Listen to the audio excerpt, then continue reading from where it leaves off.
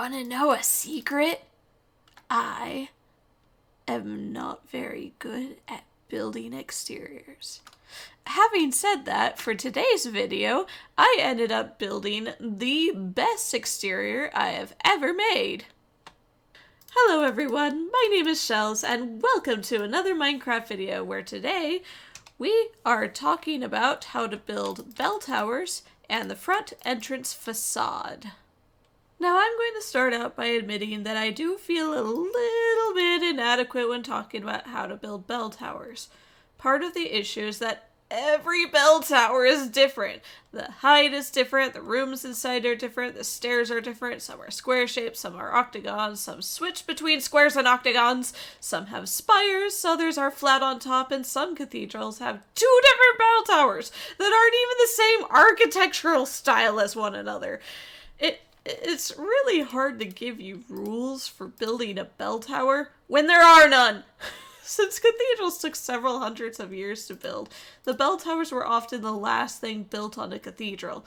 They tended to vary widely in technology and style from the rest of the building. But it wouldn't be much of a tutorial for me to just say, build whatever you think looks good, and end it there. So I'll do my best to explain some of the basic principles at the very least. First off, what is a bell tower, and why have them? Bell towers were a way of unifying a town. They were a way of telling time, announcing the start of important events, or signaling when someone died. While bell towers aren't limited to being on a church, they were usually a prime feature of a church building since they were also used to gather the people for worship. This is not strictly a Western culture thing, as most mosques also have bell towers for the same reason. The point is that any bell tower needed to not only house the bells, but also be able to be heard from every corner of town, and the taller your bell tower is, the longer range the sound can carry. As such, the bell tower is ideally one of the tallest structures in the area. So when you're building your Gothic cathedral, you need to understand how high to make your bell towers. Or, bell tower, as the case may be. There doesn't have to be two. But for my video, we're going to go with 2 bell towers. So here we have a big gaping hole where our entrance is going to go. The bell towers themselves are going to be much taller than the roof of our building. And in fact, you want the entirety of the belfry itself to be above the roof. So the important thing we need to know when building our tower is exactly where all of our floors are going to go. And part of that is having an understanding of what sorts of rooms go into a bell tower and where they connect with the rest of the cathedral. Now, the rooms and such inside the bell tower depend wholly on how big it is. If you have a small bell tower that all it can fit is literally a single tiny bell at the top, a chain going down leading up to it, and maybe a ladder that reaches up, that is totally 100% acceptable. If all you have room for in your bell tower is a big spiral staircase leading up to the top, also fine. If, however, you've got a big old bell tower like what I've got here, you're going to want to put in multiple floors. Floor at the bottom, a floor here, another floor there, and the belfry at the very top. So back to my cutaway over here, you'll notice that I actually have a second floor to my cathedral right here. This is what's called a gallery. Now, normally the gallery is the same size as the aisles, and then there would be 2 layers of aisles. The aisle would be 2 layers deep. But for here, I was just basically filling in the space that I had. The gallery sits in this space created by the roof. Since the roof is pretty peaked right here, there's a big empty space here that you can stuff a gallery in. The gallery is basically this nice little balcony thing that sits on the edge of the cathedral that can look down into the nave. There aren't really windows up here because that's where the roof goes. You're not going to be able to look out. These galleries don't have to wrap all the way around the cathedral, but I did for mine. But the main important thing is that this level here is connected to the bell tower, and in fact the way to get up to the gallery is through the bell tower. On this floor is what's called the bell ringing room. This is where the ends of the rope lead down from the bells at a reasonable enough distance from the top to keep the bell ringers from blasting out their ears while they play and causing permanent hearing loss.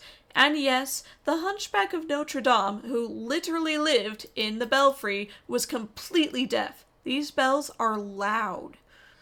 The next floor I'm going to go ahead and talk about is actually where the belfry is going to go. Now, I did mention that it needs to sit entirely above our roof, but I'm going to draw your attention to this big old space between the roof and the top of our vault. And you'll notice you can actually fill in a flat floor on this level here. And this would be a great place for an attic. So usually when I'm trying to determine where my belfry is going to go, I actually make it even with whatever floor I use for the attic. The reason I do that is because I tend to have this nice walkway between the bell towers, and that way you can go from the bell towers to this little room in the attic here. It's just a little example of what it would look like to get into the attic, and I would normally have a floor here as well. The final room we're going to talk about is this one that sits between the bell ringing room and the belfry. And this room's pretty empty on the inside. Usually it's just scaffolding and staircase going up to the bells. But it can have the mechanics to run a clock. So you can actually put a big clock on the outside of the building. And the reason for having a clock is because often these bells ring on the hour every hour. So you want to have the mechanism to do so, and they usually stick it in this big old room here. So now that we know where all of our floors are going to go, we can start laying them out here. So I'm going to start out by just making a big square shape at the bottom. And I'm making it even with the outside of this plus shape, so that way there's a wall that's going to go here. So everywhere I'm drawing this line is going to be a wall. And we are going to bring it out. It can be even with, it could be even with this wall here, or we can actually bring it out a little bit further if you'd like. Thankfully, having a big buttress here means that you can make it bigger.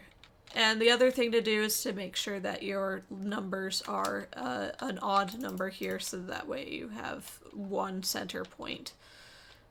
So measure it out, and then however long this is, we're going to make a perfect square. So here we've got our big flat square for our bottom floor. And it's honestly okay that it's really super fat, because the fatter it is at the bottom, the less you'll kick yourself as you go to the top. Then we can mark in our second floor where our bell ringing room is going to go. And I'm just going to go paste. Ta-da! So that's easy enough. The next room, we're just going to put at an arbitrary height. I think I made the one over there even with the height of that window there. Just enough to give us a ceiling for this room, so boink. And paste. Now, something that we're going to do at this level is we're actually going to go ahead and start tapering it inwards. Now, I have seen some bell towers that look like one big rectangular box all the way up to the top, but honestly, I would not recommend just making every single floor the same. Here's the thing. Remember when you were a kid playing with building blocks and you were trying to build the tallest tower you possibly could? If you stacked identical blocks perfectly, one on top of the other, eventually your tower will become unstable and fall. It gets top heavy. But if you have a big fat block at the bottom and place blocks that are progressively smaller, it's a lot easier to build your tower taller. Now, I'm not saying that you should go full pyramid when building your bell towers, but you should still have at least a tier or two of slightly smaller rooms as you go up.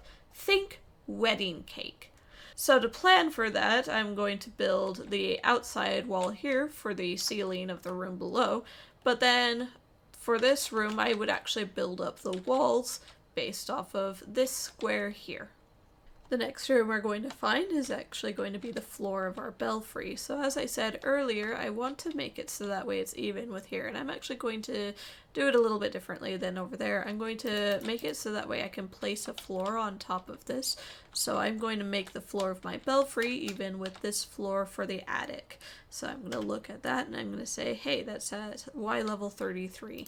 So we come over here, look at Y level 33, make sure that I'm at the same spot as below, and we're gonna say paste. So that is the floor of our belfry.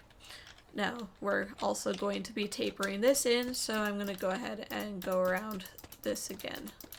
I don't have any specific plans for how tall to make this bell tower, but we are going to make it at least significantly taller than any of the parts of the roof here. So I'm just going to say arbitrarily somewhere here-ish. Paste.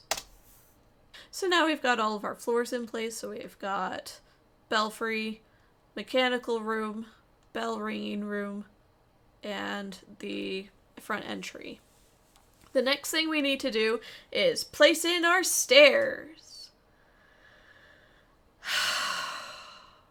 So this is something that I struggle the most with when trying to build my bell tower. Here's the thing. This bottom room typically has 2 or 3 different entrances into it. One is going to be coming out here. It's the main portal going into the bell tower from the outside. The next area is it's going to go this way into an entrance room that's going to go right here. We're going to build it later. And an optional doorway is one that leads into the aisles. Now the problem is that having a big Herkin staircase right directly in the middle is a little bit not great. When you're placing your staircase, you have to be aware of the directions people will be coming from when they approach the stairs. And more importantly, this bottom floor is generally fairly open, so it's more of a proper entrance area from the outside. Most of the time, you can't even see a spiral staircase in this room at all. It's usually tucked away in a corner somewhere. Sometimes it's even on the outside of the building, disguised as a buttress going up the bell tower. In some instances, there isn't even a formal staircase.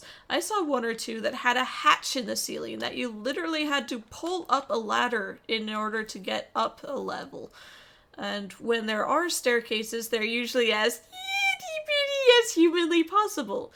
Realistically, in Minecraft terms, the staircase would maybe take up a 3x3 area.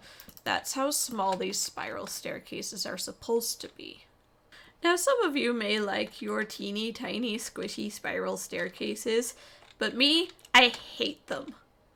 Now, I was talking a little bit, this is obviously my spiral staircase world I'm in here. When I was talking about how to make spiral staircases, the smallest staircase I managed to achieve here is still a 13 by 13 area. 3 for that, 5 on either side. It's still a big honkin' chunk of a spiral staircase, and trying to fit these things inside of your cathedral is not particularly feasible. Having this big chonkin' thing in the middle, because I like having a nice, water elevators and a nice sized staircase going up, it very quickly just fills up your entire space. So you can see my bottom floor here is just completely dominated by the spiral staircase, and it doesn't get any better going up. Something else that I tend to do is I really like having the staircase directly in the center, mostly because as you go up between floors, it just looks nicer to have it centered, especially since the walls keep getting tapered inward on the different floors. I suppose my point is that it doesn't really matter what your staircases look like in your bell tower, because obviously I took a lot of liberties to stuff in the giant spiral staircase that took up most of my room. You don't have to do that, so long as some way, somehow, you have some sort of method of getting up and down your tower. That's all that really matters. Water elevators are always a nice option. Apparently I had these floors taper a lot more in the actual build, which again, that caused me problems in the future, but this is just so you can see it a little bit better. But anyway, now that we've got our staircases in place, we can now begin to make an outer shell for this sucker. I'm going to go ahead and start with the belfry. First things first, I'm just going to slap in a big ugly wall all the way around. Bam! Big ugly wall. You can texture it if you'd like, since big flat walls aren't fun to look at, but most of this wall is going to be covered or replaced later, so hold off on that for a second. The next thing I'm going to do is mark out my buttresses. I'm going to make these buttresses on all 4 corners. They're going to be just 3 across like that, and they're going to go all the way down. Now, in order to make a buttress, a proper buttress, it actually has to taper out, and it's going to taper out a lot more frequently than the actual tower does. So every 20 blocks or so, I'm just going to, well, I'm not going to count right now, but yay-ish. I'm just going to have it make a little wedge shape, and it's going to come out like this, and I'm topping it with a contrast block just so that way you can see it from a distance. And similarly, this buttress, we're going to start a new buttress out on this side. So this would be our corner, and it would also taper outward, and it's going to go all the way down there, and then another buttress would start there. And by the end, your buttresses should be pretty fat. This is by design. It is what is holding up this tower. And these buttresses can be designed however you want. I've seen a lot of the buttresses have the like pointed triangle design on the top. You can do whatever you want. At these points where there's this nice square space here is usually where I put in a nice spire on top there.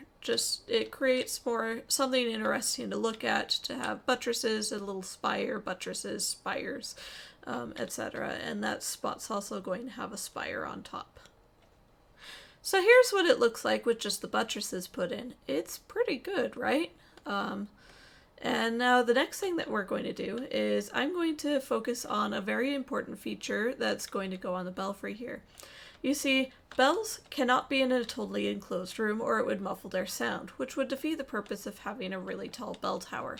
So they need to have really big open windows on all 4 sides of the belfry to let the sound carry. Some bell towers have the bells completely open to the air, but that also leaves them open to the weather. And the last thing you need is to have wooden scaffolding that's holding these big heavy bells up to rot because of the rain, and then letting these big giant heavy brass bells crash through the building to the ground. So to solve that problem, they put in these massive slats that look like giant window blinds called a Louvres.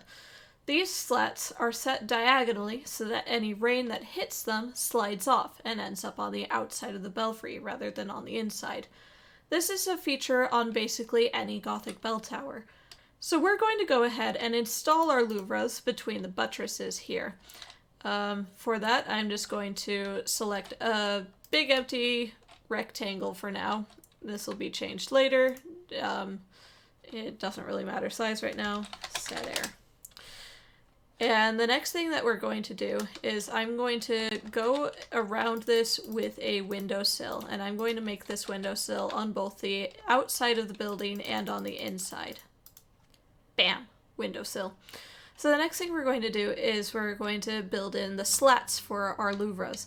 And the main way that we're going to do this is we're going to make the slabs in a big diagonal line just like that.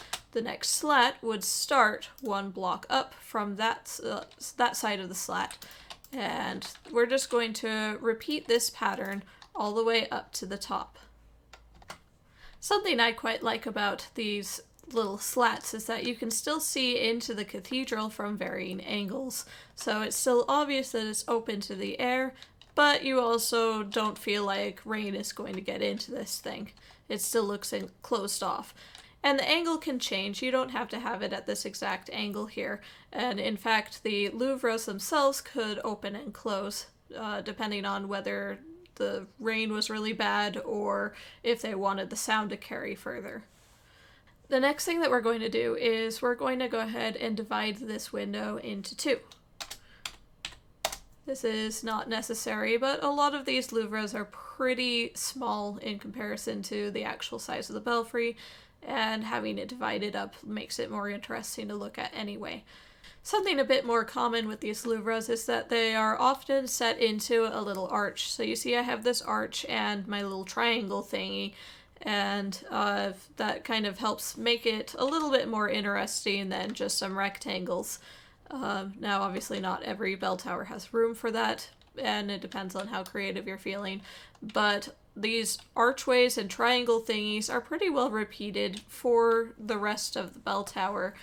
It's just like a main feature on any Gothic building. So, think pointed arches, triangles.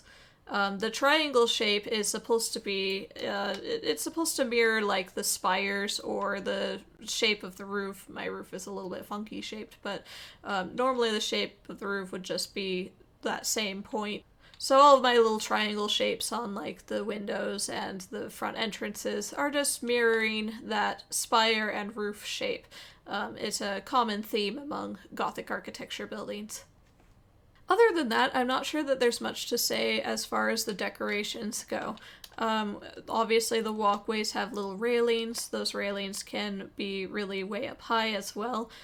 They also have the arch and triangle sort of shape to them. And you can put the railings even on the different levels. Sometimes there's walkways between the bell towers, even down below. So like this could technically be a walkway. Though admittedly these little walkways are usually pretty tiny. They're kind of a, squeegee around the side of the building sort of walkway. It's not really meant for high trafficked areas. Another common decoration is going to be statues. Now, a lot of these statues are things of like saints, but you've also probably heard about gargoyles, which there's actually gargoyles and there's grotesques. So a gargoyle is specifically usually on the flying buttress. They are pipes that spit out water, so that way it keeps the water away from the sides of your building. The grotesques are the gargoyle-like statues that just kind of sit on the railings or around the edges on these lips up here. Now, obviously, you're going to struggle trying to build any sort of statues on the outside of your building because this is Minecraft and it's really hard to build those kinds of things without, having a ginormous scale. But you do the best you can. Now let's talk about the bells. If you plan on building your own bells, and I recommend that you put at least one bell in your bell tower, it would be silly to have a big bell tower with no bells inside. You should know what the mechanism holding the bells looks like, so that way you can better build it. There's usually two methods for ringing the bells. The first method is to swing it. So the bell is affixed to a wooden headstock, which in turn is affixed to a wheel. And then there's a rope pulley on the wheel, so that way when the rope is pulled, it spins the wheel, which then spins the entire bell, and it rotates almost 180 degrees. That then makes the clapper inside hit the side of the bell and makes it ring. The other, easier to build in Minecraft method is what's called hanging dead. That means that the bell is affixed to a wooden post and doesn't move. The rope then is usually attached to either the clapper on the inside of the bell or to a little hammer that hits the bell from the outside. So if you don't want to bother trying to design the whole headstock and wheel part of a bell, or don't have room to do so, you can just build the bell hanging dead and not worry about it. Also, if you're trying to make the bells look like they're supposed to be able to swing, try to give them the space to do so. I could have technically crowded more bells into this space here, but then they wouldn't have anywhere to go. So unless the bells are hanging dead, don't crowd them together or place them too close to the wall. So for here, I knew that this was 1, 2, 3, 4, 5 out, so then I made sure that I had a clearance rate of 1, 2, 3, 4, 5, so that way it actually looks like the bell has space to go. And of course, if you really want to, you can use the Minecraft bells. Ding. They're kind of small though, so it does feel a little bit pathetic having these, but you can spam a couple of in here. There's supposed to be a lot of bells in the bell tower, specifically to try to, play as many tunes as you can with your bells. I figure I've got 4 in here, 4 in the other bell tower. That's 8. That's a full, octave scale. Should be good enough. Aren't you proud that I managed to fit this many bells in? You should be proud. They're hard. Something else I try to add is like these ropes that lead from the wheels of the bells to make it look like they actually are able to ring. Now obviously these just kind of go into a block in the wall and then go down into nothing, but that's just because I ran out of room. I tried to remedy it a little bit by adding the 4 chains down below, as if the chains just kind of, you know, magically work themselves out through that wall there. So this design's a little bit on the sloppy side, but you do what you can. And that way I have some chains that'll go down to the bell ringing room, so it looks like the bell tower's actually useful. Something worth mentioning on these bell towers is the windows. The thing is that while you can still use tracery and other designs for the window, a lot of these windows, actually most of them, were not using stained glass. I put in some black stained glass just because then it makes the windows look dark from the outside. But the reason being is that the areas inside the bell towers were not highly trafficked, so people didn't really see the stained glass part from the inside. And you can't really see stained glass windows from the outside, especially way down here. So they didn't bother. A lot of these windows are just plain clear glass. Now, obviously that doesn't have to affect you. You can do whatever you want, but it is kind of a nice little thing to make it so that way you have big, pretty stained glass window in the front here, and some tracery, but otherwise black stained glass on the side. I'm sure there's more I could talk about with bell towers and how to decorate them, but honestly a lot of it is left up to your own creativity and what you want to do. So I'm going to go ahead and move on from here and start talking about how to make the front facade and the entrance room. Now this entrance room doesn't have to look pretty. You'll notice I didn't actually show this when I was, showcasing the whole build. It's because there's not a lot in here. It's pretty empty. This is supposed to be just a transition room leading from, the outside to the nave. There's little hallways leading to either bell tower, and there's a spot for some holy water at the entrance. Otherwise, there's really not anything to put in this room. So it doesn't have to look pretty in here, but what is important is that it looks pretty from the outside, the main facade, and that it looks good from the nave, this little decorated front here. So to make our entrance room, we're actually going to make it the same size as one of these archways here. And in fact, what I'm going to do is I'm actually going to go ahead and select this entire wall here and paste it over here. Now that we have that copied over, I went ahead and also copied over the big arch over here. And to fill this area up top, we're actually going to have to make what I like to call a squash vault. Now I know that I said in my original Gothic architecture video that you wanted to keep all of your vaults, perfect squares. Well, that's not entirely true, and in fact, a lot of times the entire nave is made out of these little squash vaults. But they are a little bit more challenging to make, but at this point, we've already done apse and ambulatory. You can do this little squash vault, and I'll go ahead and show you real quickly how to make it. Although, I think I kind of have a little bit of a design error here. This is not a normal vault. You could probably tell that in the video. It's not at all anything like what I've seen in any actual Gothic architecture. I was just making stuff up.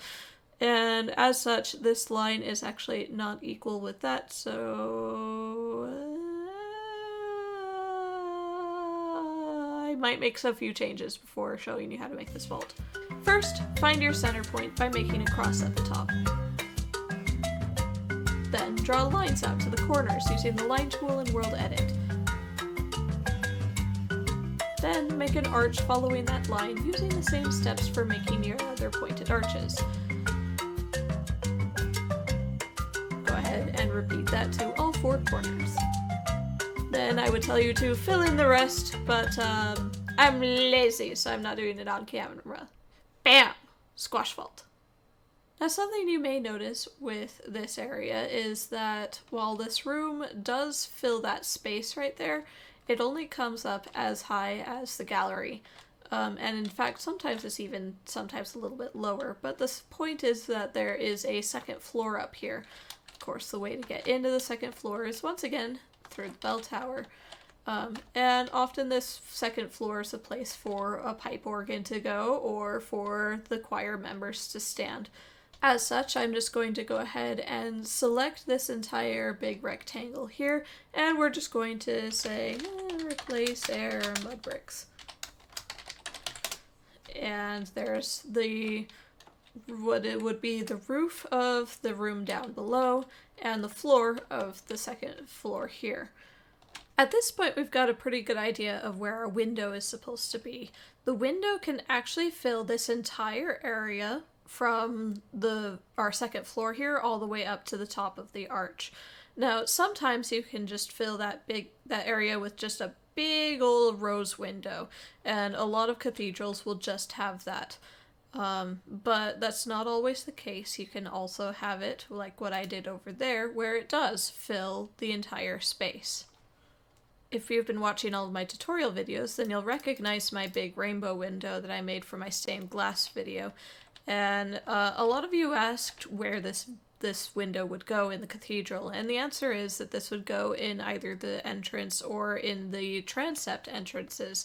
Now, obviously, you would need to leave room for the entrance itself, but this is the same sort of window that you would put in those spots. It's going to be your big ta-da. It's going to be big, it's going to be beautiful, and you're going to want to, I know not all of you want to use the fog effect, but if you are going to use the fog effect, this is the place to do it. Just to make it look that much more fantastic, because this is going to be something you see on both the inside of the cathedral and on the outside, and it's going to look beautiful. Now, I will reiterate that your western front is going to have a really big rose window. That's going to be the main staple of Gothic architecture. Big rose window. So if you can, use that as your main focal point here. Otherwise, you can do whatever you want, especially for the transepts. Since I've already dedicated an entire video to how to build the stained glass window, I'm not going to build it with you today. So I'm just going to take what I had over there and literally just say, paste. Blink. So while this now looks pretty cool, you're going to face some immediate problems. And this is a problem I faced because I tapered my bell tower so much. So here's the problem. This facade is supposed to be either flush with or slightly recessed from the main bell towers. But because of the thickness that we have for our fog effect on the stained glass window, we actually come out in front of the buttresses here.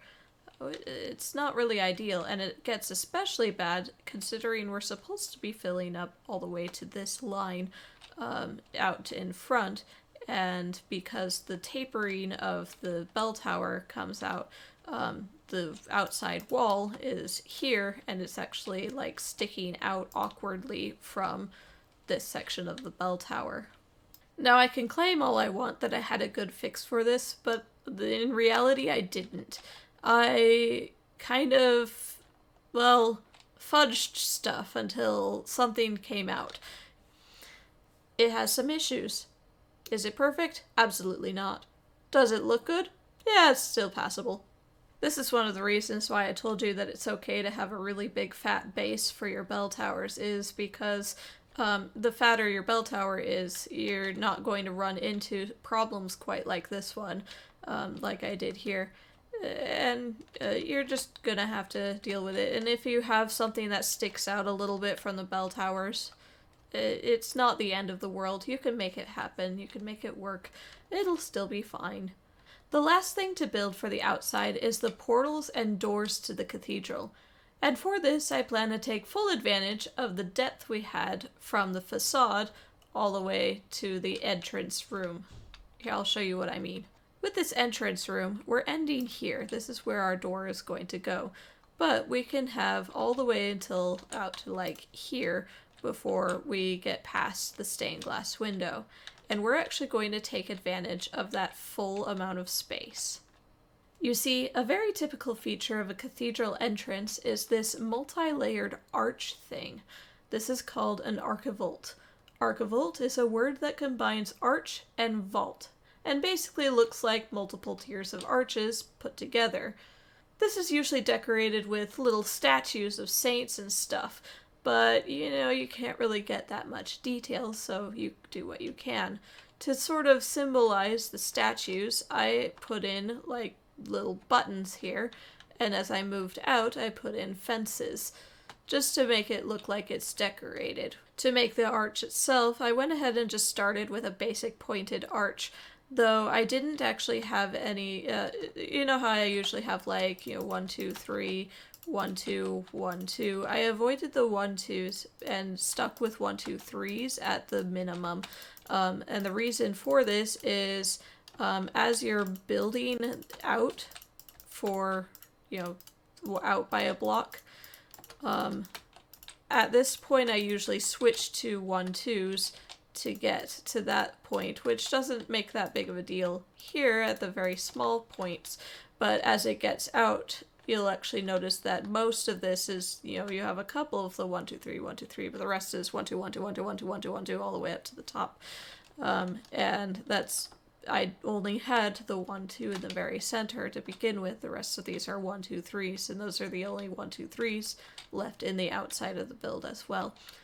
If you find that your cathedral is small enough that you only have enough room for a couple layers of archivolt and you really want it to have more depth, something you can do is actually add walls on each of these layers just to give the build just that little bit more depth to it. It's not a perfect solution, and you certainly can't add the little arches for the saints and stuff. Maybe you have to like poke out the corners just to make it look alright. But the point is that there are solutions to scale this down so you're not having to build a big giant thing. But chances are, for these big main portals, you're going to make them really, really big anyway. The reason being is that these archivolts are supposed to cover the entire gap between buttresses. I actually didn't make this one big enough. It's supposed to go all the way to the edge here. They're supposed to connect one with another, so that way there's the 3 consecutive portals that just kind of fuse together.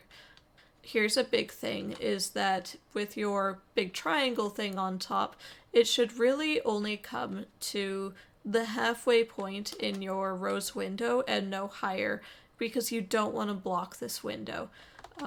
So if you find that you're getting too fat with it, then it's okay to lay off, and that's actually why I brought this buttress down in front like this, to sort of hide this gap between the 2 archivolts here.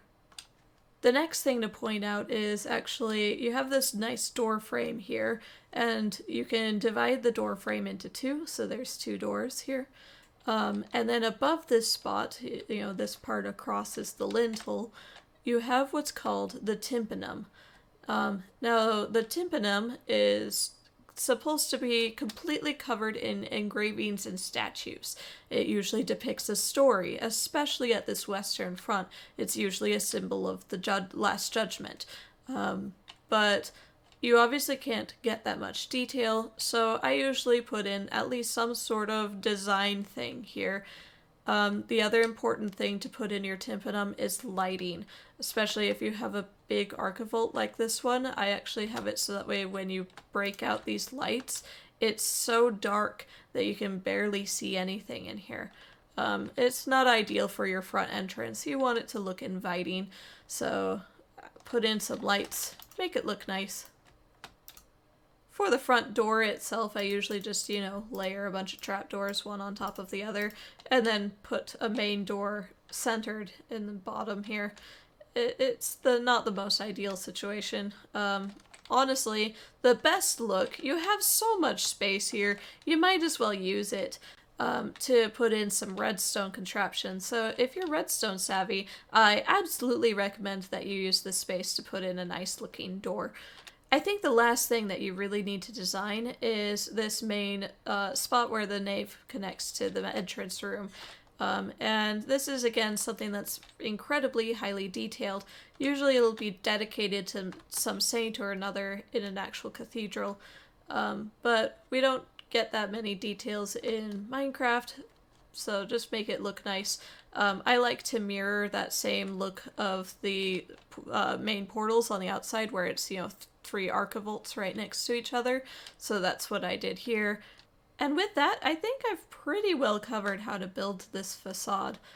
I think the main key things to remember is archivolts for the main portals, For the bell towers, you've got the Louvres and buttresses and a big stained glass window. Everything else is really up to you, up to the designer, and I really hope that you have fun building this. Real briefly, before I wrap up this video, I'm going to draw your attention to the transept entrance. Now, obviously you don't have big bell towers on the transepts, so what you have instead is just these turrets that are, honestly, just giant buttresses. I did the same thing for those buttresses that I did over here and turned them into a turret at the top. And then you just bring your flying buttresses forward to meet up with those buttresses. Otherwise, things like that are just complete filler. That window, filler. That window, filler. So, filler, filler, filler. Otherwise, I think that's all I really wanted to talk about with you today. Sorry today's episode was more talky and less buildy. I honestly wasn't sure how to approach the subject with you guys. I also know that I've seen plenty of other people make bell towers that look way better than what I can create, so it just seemed more appropriate to talk about why bell towers look the way they do, rather than trying to tell you exactly what to build, especially for something that is so subject to creative license like this. Sorry I left the decoration part fairly open-ended, but my goal isn't really to tell you what to build, but rather to focus on why it is built a certain way, and other tricks on how to build whatever it is you want. That way I'm not stomping on your creativity, and am instead channeling it. Many of you keep asking for block-by-block tutorials, and my answer is always no, specifically for this reason. Sorry, it's for your own good, I promise. And finally, I wanted to apologize for how long it took me to get this video to you. I really wanted to get this video out a lot sooner. I was originally just going to build one little section of the cathedral and slap the entrance and bell towers on that. But after getting about this far into designing the color palette and window designs, I really fell in love with my theme and was like, nah, this is too good to only make a tiny piddly thing, and proceeded to build an entire cathedral. And since this was my first fully completed cathedral with all the bells and whistles on it, literally, it took me a decidedly longer time to build than I thought it was going to. Oops. But I can honestly say that I'm glad I built the full thing. But anyways, if you've made it this far into the video, I wanted to finish off with a huge thank you to all of you viewers. While I was still working on my cathedral, my subscriber count surpassed 1,000, and I gotta say, I am absolutely floored. When I started making these tutorial videos last year, I was really worried that none of you would care or like my videos, so to see all of your positive comments and support has really been a boost to my confidence. I even saw someone following my tutorials and posting their progress on Reddit, and that made me do a little squee and happy dance.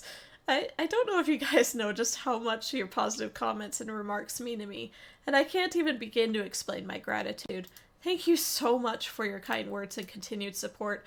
Hopefully I could get these videos out to you a bit more frequently in the future, and I hope to be able to finish the Gothic architecture series soon.